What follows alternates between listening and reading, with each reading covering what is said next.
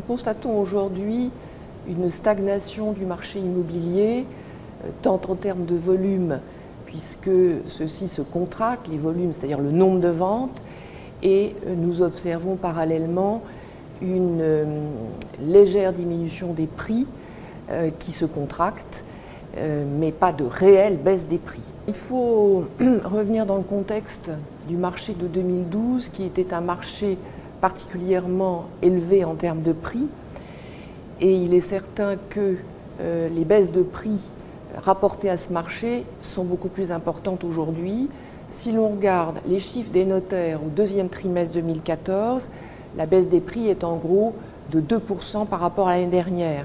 Mais si on regarde par rapport au marché de 2012, la baisse est de l'ordre de 13%, ce qui est beaucoup plus conséquent. Certes, les emprunts sont au plus bas historique, mais les conditions d'octroi du crédit sont beaucoup plus difficiles. Je pense particulièrement aux jeunes dont c'est le premier achat, qui n'ont pas forcément d'apport personnel et qui n'ont pas aujourd'hui de moyens d'avoir notamment un crédit à taux zéro.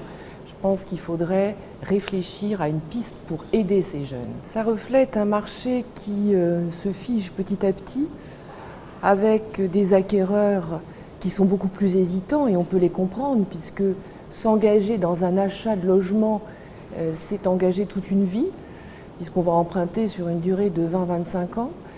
Et ça reflète aussi une difficulté pour les vendeurs, peut-être, d'adapter le prix à la réalité du marché économique.